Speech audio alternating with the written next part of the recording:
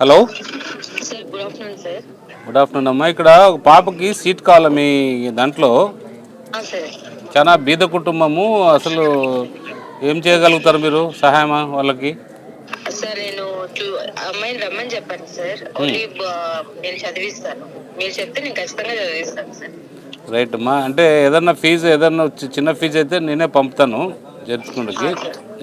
ఎందుకంటే వాళ్ళ నాయన అందరూ చనిపోయినారు, ఎవరు లేరు, వాళ్ళ మగదికి ఎవరు లేరు పిల్లలకి. Okay sir. సార్ పర్లేదు సార్, నేను అడ్జస్ట్ చేసి చదివిస్తాను. సరేనమ్మా, చాలా థ్యాంక్ యూ వెరీ మచ్ అమ్మా. నువ్వు వెళ్ళి ఆ కాలేజీలో చేరు, అంతా వాళ్ళే చూస్తారు. నీకేం ప్రాబ్లం?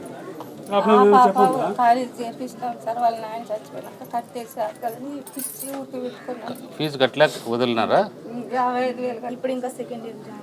ఇప్పుడు డబ్బులు కట్టాలా? ఎంత? పీవీకి. మన రఘునాథ్ రెడ్డికి ఫోన్ చేయి. హలో అన్నా, నమస్కారం అన్నా. అన్నా ఏం లేదు, ఒక ఆడపిల్లలు చదువుతున్నారు, ఒక పాపకు నేను అరేంజ్ చేశా. ఇంకొక పాపకి మీ పీవీకేలో, అంటే వాల్మీకులు అమ్మాయి పీవీకేలో చదువుతుంది. హాస్టల్ ఫీజు ఒకటే, అంటే మామూలు మెరిట్లో వచ్చింది కాలేజ్ ఫీజు. హాస్టల్ ఫీజు 55,000 కట్టాలంట మీ దాంట్లో. నన్ను ఎంత పంపించమంటావు? నేనే పంపిస్తాను, ఎవరు లేరు కాబట్టి నేనే డబ్బులు పంపించాలి. ఎంత పంపించమంటారు? నేను 30 పంపించాలా? నేను 25 పంపిస్తాను, మిగిలిన నువ్వు వేసుకో. Right thank you. థ్యాంక్స్ చెప్తారు నా వాళ్ళ పేరెంట్స్, మన వాళ్ళందరూ మీడియా అంతా చెప్తారు.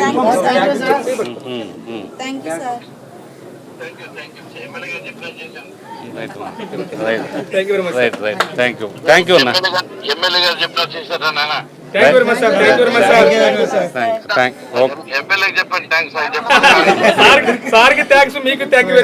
రైట్ నా. సో నేను 25,000 ఇస్తాను, 25,000 తీసుకురా చేస్తాను.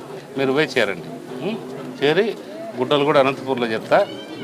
ఏ షాప్ అనేది మన వాళ్ళు కాంటాక్ట్ చెప్తే చేర్పించేసుకో. మా అట్లాంటి చేద్దు వద్దు, మీరు బాగా చదువుకోండి అదే.